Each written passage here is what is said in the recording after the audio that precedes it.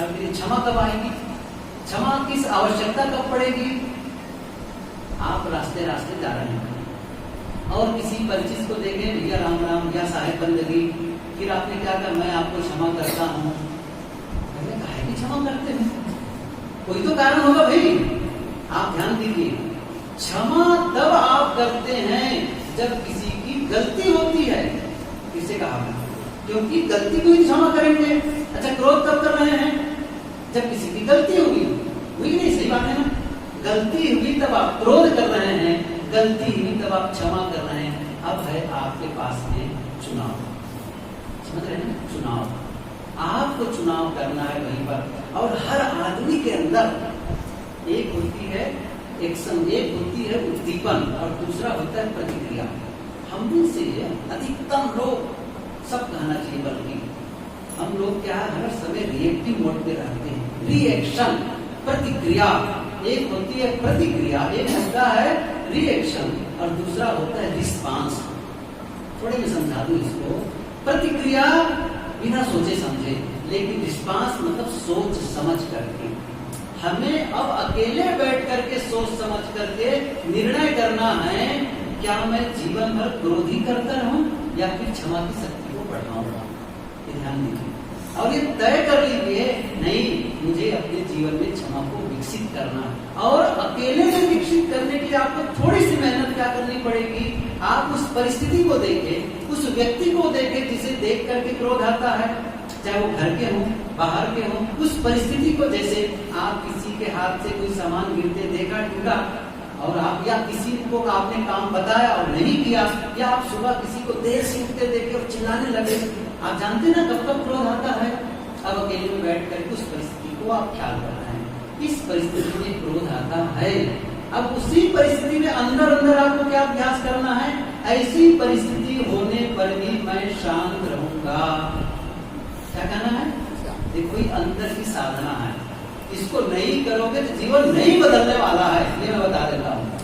ये मेहनत करनी पड़ेगी आपको। मैंने क्या कहा? अंदर में आपको ये परिस्थिति निर्मित करनी पड़ेगी। क्या?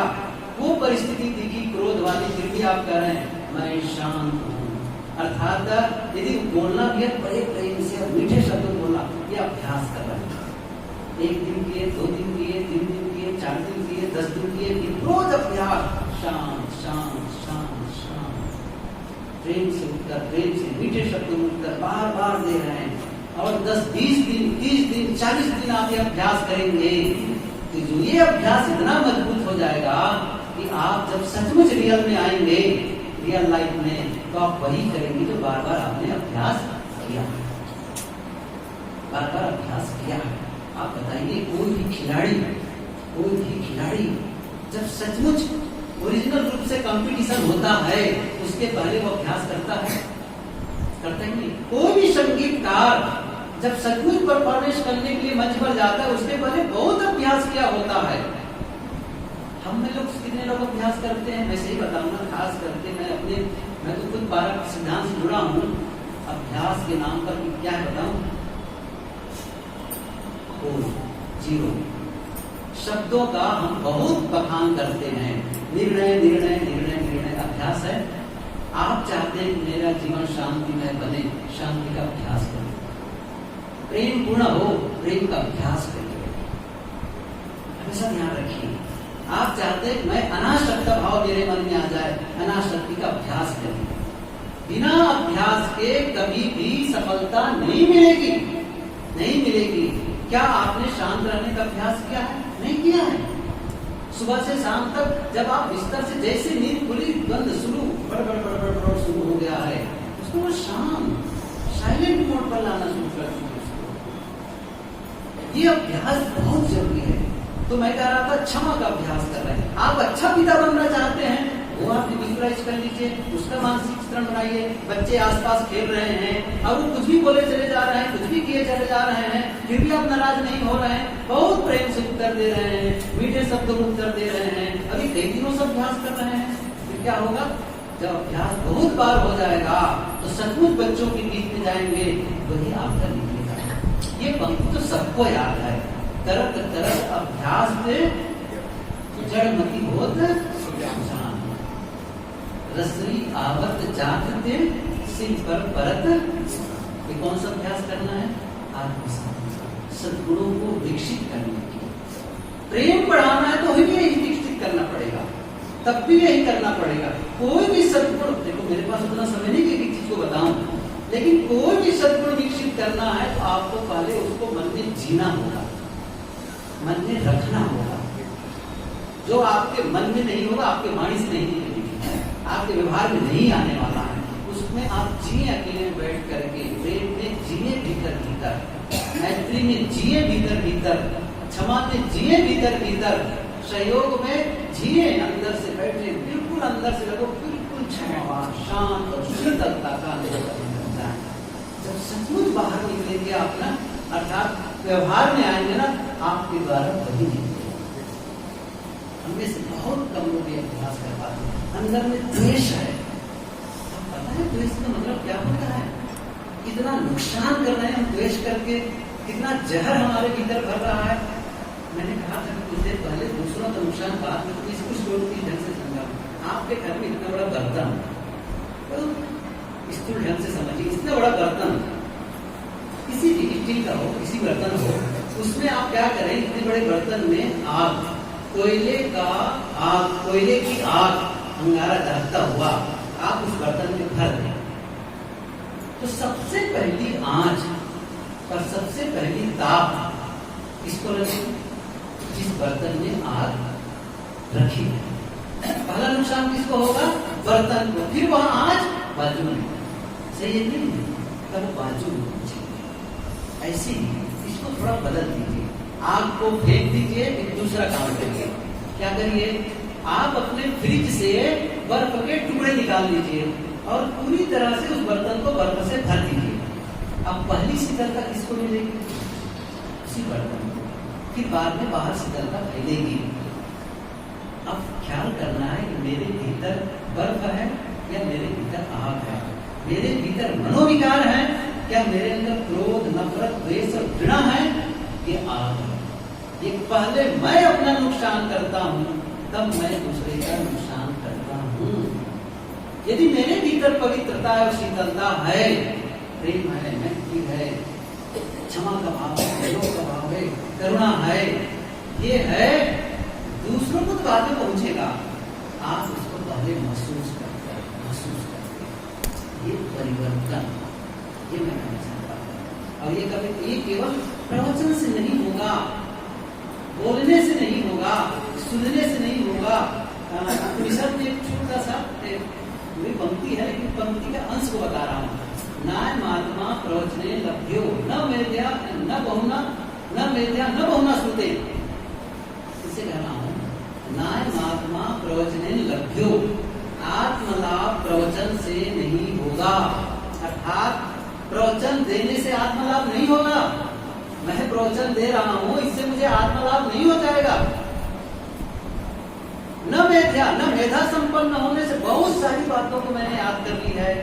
न बहुना श्रुतेण, बहुत सुनने से भी नहीं होने वाला है। न प्रवचन करने से, न प्रवचन सुनने से। कब होगा? जब सचमुच आप भीतर वहां जाएं और वहां पर स्थित हो, अर्थात उन विकारों को आप दूर करें, अर्थात विकारों को दूर, सद्गुणों को बढ़ाएं और धीरे धीरे विकार अपने आप लीन होते चले जाएंगे। मैंने कहा ना, जैसे प्रकाश जलाएंगे अंधकार अपने आप दूर हो जाएगा। जैसे सद्गुणों का विकास हो जाएगा, उसको संभव नहीं, उसको आने की बात ही नहीं आ जाएगी। इसलिए आवश्यकता है सद्गुणों का विकास, सद्गुणों का विकास, ये बहुत जरूरी है। और इसके लिए अकेले हर आदमी, मैंने कहा ना, हर आदमी के अंदर सद्गुण है, हर आदमी के अंदर बीज रूप में सद्गुण बैठे हुए हैं, सबके भीतर है। समस्या क्या है? जो भी हमारे भीतर शक्ति है, जो भी योग्यता है, यदि उसका उपयोग नहीं करते, धीरे धीरे धीरे धीरे धीरे वो क्षीण हो जाता है, कमजोर हो जाता है। शक्ति का उपयोग करो, नहीं तो शक्ति को आप खो देंगे। शक्ति का उपयोग करो, अन्यथा शक्ति को आप खो देंगे। एक आदमी गाय पाला था, गाय रखा था और गाय उसकी दूध देती थी।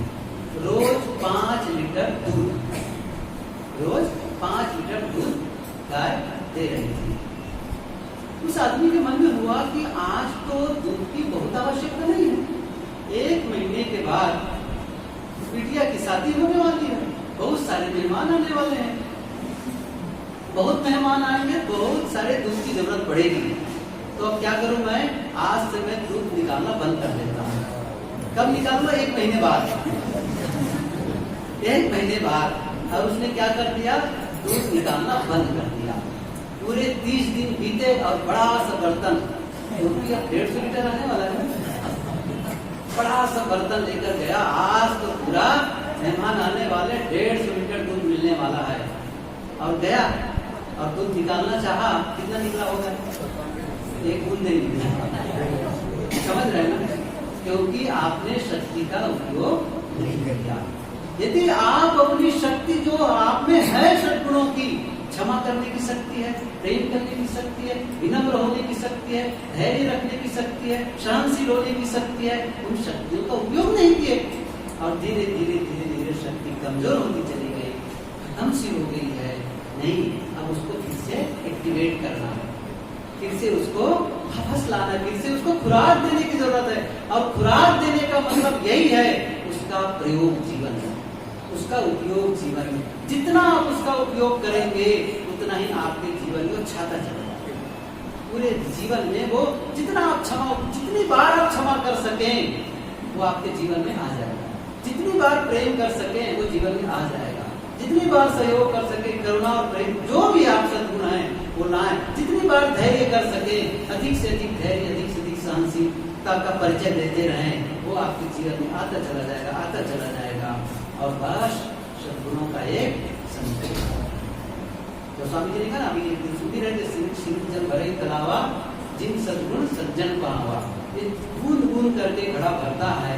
हमारे भी जीवन में धीरे धीरे हम सद्गुणों का विकास करते जाएंगे, होते चले जाएंगे। और यही करते करते जब और थोड़ी सी अंदर जाएंगे, ये अभी इतनी सारा और अंदर जाएंगे, इन सबसे ऊपर उठ करके आप सबसे अलग, पूरे विचारों से अलग, शांत, जहां पर ना बुरा है ना अच्छा है, ना बुरा है ना अच्छा है, ना काबू से दोस्ती ना काबू से, वहां कुछ नहीं। साहब ने कहा है कि दुख सुख से एक परे परम पद, सो पद है सुखदाई। वो न वहां पर दुख है न वहां पर सुख है, सुख भी नहीं है न दुख भी है, कुछ नहीं है, बिल्कुल शांत अवस्था, शांत अवस्था, मौन जिसे कहना चाहिए, वो मौन की अवस्था में जाना सबको जरूरी है। मान लो वहां तक न भी पहुंच पाए तो सद्गुणों का विकास कर सकते हैं। और ये आपके पारिवारिक रिश्तों को सुंदर बनाएगा, स्वयं को अच्छा करेगा, हर जगह इसका बढ़िया प्रभाव पड़ेगा। तो आपका जीवन अच्छा, आप जिन लोगों के बीच में रहेंगे वहां अच्छा बनेगा, सब कुछ अच्छा आपके जीवन में हो जाएगा। इसलिए सद्गुणों का विकास जरूरी है। ये हम सबको करना की बातें नहीं कही कि आत्म साधना जो अंदर जो सोचते हैं, ये हम सही सोचे, सही बोले, सही करें। अच्छा सोचो, सही सोचो, मतलब जो आप अपने लिए चाहते हैं अच्छा, वही आप दूसरों के लिए भी चाहो, दूसरों का भी भला चाहो, ये जरूरी है। दूसरों का बुरा चाहोगे तो किसको चाहते हुए महत्वपूर्ण विचार क्या है? आप अपने लिए चाहते हैं, दूसरे के लिए महत्वपूर्ण नहीं है, बस विचार है ना, वो फल आएगा। विचार का मतलब बीज, समझ गए? विचार का मतलब बीज, और वो बीज यहाँ आके गिरता है आपके भीतर अंतस में। क्या कहा? यहाँ जो सोचते हैं ना, ये बीज है, और वो बीज कहाँ आया? भीतर, वहां गिरा, और वही से निकला और वही जीवन में दिखेगा। विचार आप दूसरे के लिए गलत सोच रहे हैं, अपने लिए गलत सोच रहे हैं, उससे कोई मतलब नहीं किसके लिए सोच रहे हैं, गलत है ना, वो आएगा और वो निकलेगा बाहर। अच्छा सोच रहे हैं अपने लिए कि दूसरे के लिए, सोच रहे हैं अच्छा, वो आएगा। ये महत्वपूर्ण है। इसलिए ये मत सोचिए कि मैं दूसरे के लिए गलत सोच रहा हूं, आपको ही मिलेगा, आपको ही मिलेगा। दूसरों के लिए जब हम गलत करते हैं, दूसरों के लिए गलत करते हैं, तो हम भी उसी में फंस जाते हैं। हम भी दूसरों को फंसाना चाहें कि हम स्वतंत्र रह पाएंगे? बस अंतिम 2 मिनट की कहानी कहूं और बंद करूं। जंगल में पहले आजकल जिस प्रकार गायों को पाल करके रखा जाता था तब की बात कहानी है। तब गायें नहीं रखी जाती थी, गाय भी जंगल में रहा करती और बच्चे उसके बछड़े होते, दूध तो वो पिलाती रहती थी। तो वहाँ घोड़ा भी वही सब कुछ। एक आदमी अंदर घूम रहा था तो घोड़े ने आदमी से कहा, सुनो सुनो एक बात बताता हूँ, ये जो गाय दिख रही है ना, ये गाय बहुत दूध देती है, तो फिर आप उसको पकड़ के घर में ले जाओ और दूध निकालो और उसका मजा लो। फिर नहीं जाऊंगा, बड़े बड़े सींग है उसके और इतना दौड़ती मैं बढ़ नहीं पाऊंगा।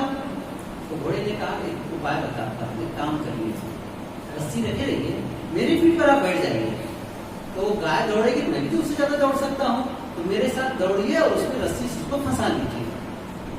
तो आदमी ने कहा ये बड़ा बढ़िया है। तो क्या किया, आदमी ने घोड़े के कहने पर घोड़े की पीठ पर सवार हुआ और पीठ पर सवार होकर दौड़ने लगा और उस गाय को फंसा लिया। अब गाय को साथ साथ ले गए। अब उसने अपने गौशाला में गाय को बांध दिया, उसने रोज दूध निकालता, फिर घोड़े पर बैठ करके सवारी करता। अब 2-4 दिन बीत गए। घोड़े ने कहा अब तो मुझे छोड़ दो, आपका काम तो बन गया। आदमी ने कहा आपको कैसे छोड़ सकता हूँ, अब तो मुझे घुड़सवारी का भी आनंद आ रहा है, न मैं गाय को छोड़ने वाला हूँ न तुम्हें छोड़ने वाला हूँ। समझ रहे हैं ना? दूसरों के फंसाओगे तो क्या आप हो सकते हो? घोड़ा ने क्या किया, गाय को फंसाया और खुद भी बंधन में बंध गया। दूसरों के लिए गलत सोचोगे तो आप गलती से पार नहीं पाओगे, इसलिए अच्छा सोचो। बोलिए सतगुरुदेव।